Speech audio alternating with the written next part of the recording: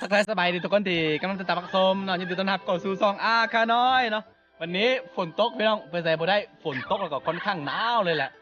ตกแห้งแล้วตกตั้งแต่เมื่อวานนี้จนฮอดมื้อนี้ยังบ่เซาเสือก็เลยข่าวซีพามาอัปเดตสมาชิกใหม่นี่เจ้าบนรถมีเพื่อนแล้วทุกคน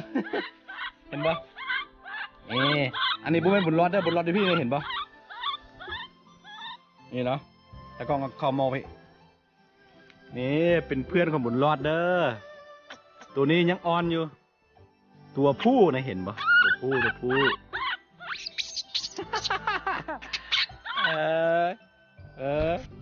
มาพี่ขึ้นมาพี่มาขึ้นพี่ขึ้นไป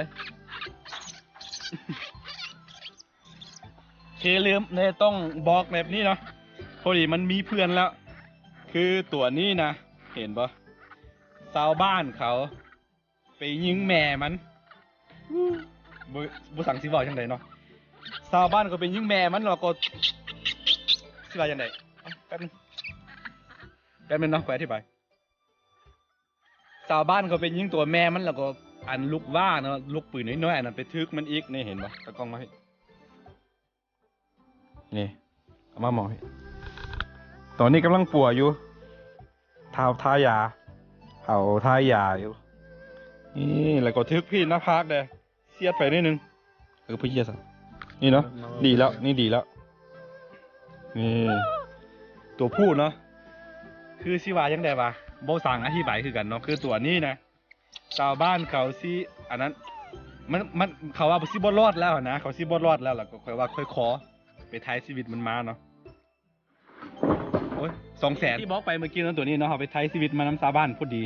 เป็นคู่กับเจ้าบุญรอดเลยเพราะว่าบุญรอดก็เป็นตัวแม่เนาะอันนี้เป็นตัวผู้นะพอดีเป็นคู่กันเลยคือตัวนี้บอกคิดว่ามันสิรอดนะตัวนี้ก็รอดมาได้หลายมือเลยแหละประมาณ10 ปลายมือแล้วพอดีรอดมาแล้วเพราะว่าเขาทายาเขาใส่ยาเอาอันทาแล้วก็เอาอันลูกว่านั้นออกเนาะลูกปืนน้อยๆอะไรทุกคนไปเสียดเพราะว่าเขายิงแม่มันมาเนี่ยมันอยู่อันทรงไม่พายแล้วยิงคือเรื่องอยู่บ้านนอกบ้านนาจะนี่ปฏิเสธบ่ได้ว่าเขาสิบ่กินสัตว์ป่าแต่ว่าเขาแบบนี้นะมันเป็นสัตว์สงวนนะมันเป็นสัตว์ห่วงห้ามนะเขาบ่ควรกินบ่ควรอันนั้นเนาะเอาก็ควรรักษามันแล้วก็ค่อนข้างหานับมือนับทรัพย์อันสูญพันธุ์ไปนะคันเฮาบ่รักษาได้ณตอนนี้นะเดี๋ยวเวลาพันไปหลายปีมันก็สิบ่มีให้เฮาเหลือให้เห็นเนาะเพราะฉะนั้นอันใดที่เฮาเว้นได้ก็เว้นบ่ควรแล้วก็เรื่องข้อกฎหมายอันนี้ก็ต้องเอาใจใส่ด้วยหนึ่งสำหรับอันนั้นเนาะกลุ่มป่าไม้เป็นอย่างบ่อย่างนี้คืออยู่บ้านนอกบ้านนาอย่างนี้คันเรื่องนกเรื่องฮอกเรื่องมีหยังสิกินก็อันนั้นก็ว่าไปตามเนื้อนึงเนาะคือมันบ่ได้เป็นสัตว์ห่วงห้ามอย่างแต่ว่าคือสัตว์ห่วงห้ามแบบนี้นะบ่ควรนะบ่ควรอย่างเด็ดขาดเพราะว่าค่อนข้างหายากไปนับมือนับสูญไปขนาดชาวบ้านเขายังบ่มีจิตสำนึกมันอย่างเรื่องบ่รักษาช่วยกันเนาะมันสิสูญพันธุ์ก็ได้เนาะในอนาคตเนาะเพราะฉะนั้นต้องช่วยกันแล้วก็คือเฮาต้องบอกว่าเฮาบ่อยากเลี้ยงเนาะแบบนี้นะมันเป็นภาระมันคือเล็กน้อยค่อนข้างเลี้ยงยากอยากได้สมันตัวเลี้ยงน้อยเด้อคือคันบ่มีคนน่ะมันบ่อยู่น่ะมันคือติดคือคนน่ะเดี๋ยวสิให้เบิ่งตัวอย่างเนาะ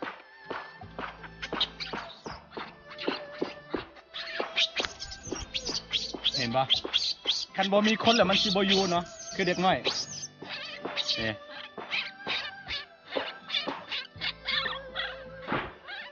มา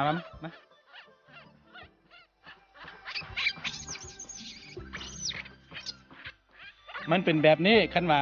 ต้องได้เลี้ยงคือคนนะเวลานอนกับมันสิบ่นอนคนเดียวมันต้องได้นอนน้ำเฮาอันนั้นค่อนข้างลำบากแล้วก็มันก็กินนมคือเด็กน้อยเลยกินนมกินกล้วยกินไม่ยังนะตัวนี้ยังอ่อนอยู่เพราะฉะนั้น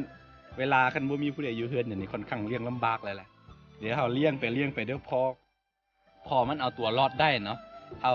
กะไว้เลยแหละว่าจะไปบางทีก็สิไปฝากน้ำมันศูนย์อนุรักษ์ของนี่เนาะสัตว์ป่าบ่หรือว่าบางคิดว่าบางทีก็สิไปป่าอยู่สามเหลี่ยมทองคำเนาะเพราะมีบอลเขาดูแลอย่างดียังบ่แน่ใจคือกันเนาะคือตัวนี้ก็สิเฮามีใบไม่ยังใบ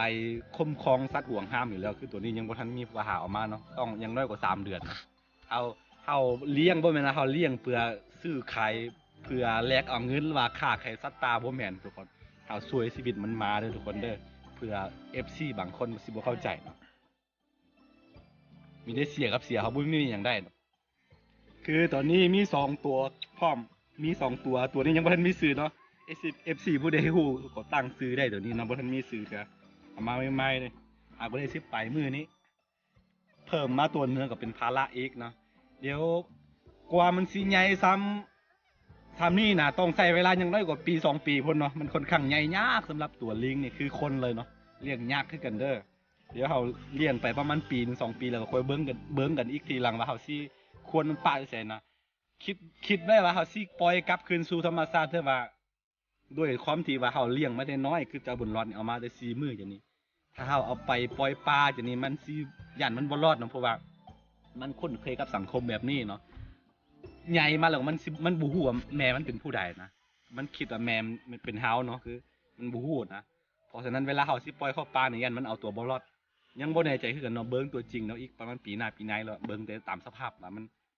มีความแข็งแรงพอส่ำใดเนาะถ้าเป็นไปได้คิดว่าสิเอาไปปะอยู่ศูนย์อนุรักษ์สัตว์ป่าเนาะเพราะว่าคันเลี้ยงไปก็น่าจะบ่ไหวคือกันแต่ว่าใหญ่มาแล้วค่อยเบิ่งตามสภาพตัวจริงว่าสิเป็นจังได๋คันเลี้ยงได้ก็ค่อยเลี้ยงไปเนาะ เดี๋ยวตัวนี้ก็เดี๋ยวพันไปประมาณ3 เดือนก็เดี๋ยวสิไปขอใบคุ้มครองเนาะเพราะว่าตัวนี้ก็เป็นสัตว์ห่วงห้ามเหมือนกันเด้ออยู่ลาวอยู่สปปลาวเด้อบ่ฝากไว้เนาะบ่ว่าพ่อแม่ประชาชนว่าบ่ว่าแต่ไผเนาะคือควรรักษาช่วยกัน อันใดเป็นสัตว์อนุรักษ์บ่ว่านี่คืออย่างที่บอกไปเมื่อกี้อันใดที่อยู่บนนอกมันนาจะนี่ปฏิเสธบ่ได้ดอกบ่ต้องโลกสวยหลายเนาะปฏิเสธบ่ได้ว่าเขากินบ่สิบ่กินสัตว์ป่านะคือนกคือฮอกแม่นแต่ว่าเขาก็ควร หลีกเลี่ยงอันใดที่เป็นสัตว์ห่วงห้ามเนาะอันนี้ก็ฝากไว้ทุกคนโอเคตอนนี้เฮาสิเบิ่งปฏิกิริยาของมันตอนอยืนกัน2 ตัวเบิ่งเด้อมาพี่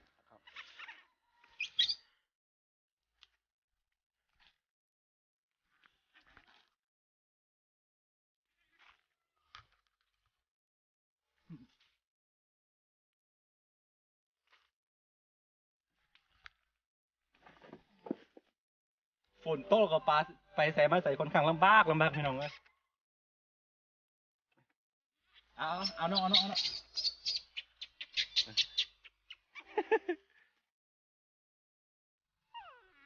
่กอดกันแน่นพอสมควร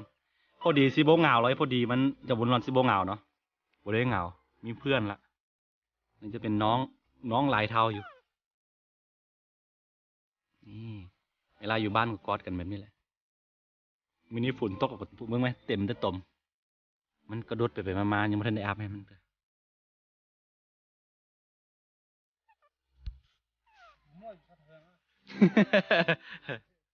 มามามามานี่เบิ่งน้องมันบ่ปล่อย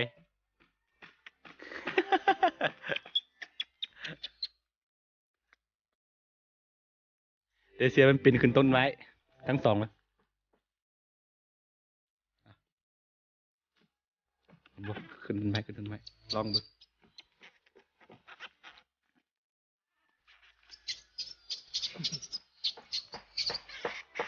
เอาขึ้นต้นไม้เงียว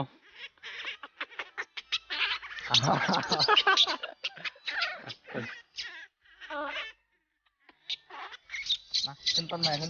บ่ยอมขึ้นมันบ่ยอมห่างจากคนเลยทุกคน จับดีเลยดีเลย มันบ่ยอมห่างจากคนเลยโอ้ยเกือบหลุนมาได้ค่ะ บนรถขี้ดื้อมันบ่ยอมมึงแม่มันบ่ยอมจับ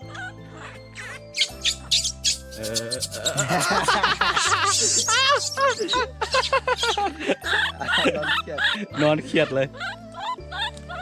นี่แต่ตัวน้อยผู้น่าสงสาร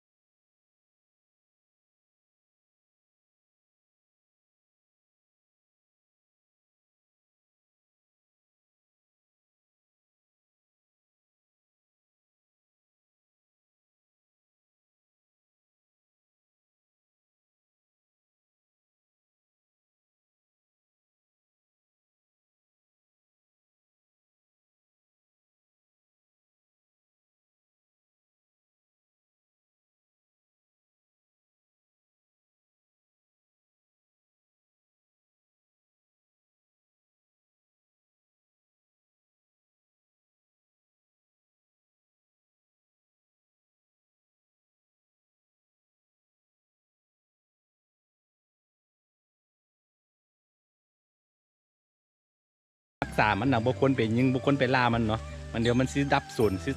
สิหายไปจะโลกเนาะย่านคือกันเดี๋ยวอนาคตย่านสิบ่มีให้เห็นเนาะโอเคถ้าผู้ใดมักก็อย่าลืมกดไลค์กดติดตามซองอาคาน้อยเนาะเพื่อบ่ได้พลาดวิดีโอใหม่ๆจากซองอาคาน้อยเดี๋ยวเจอกันใหม่ในคลิปหน้าสำหรับคลิปนี้ไปก่อนเนาะตอนนี้ฝนตกมาแล้วพี่น้อง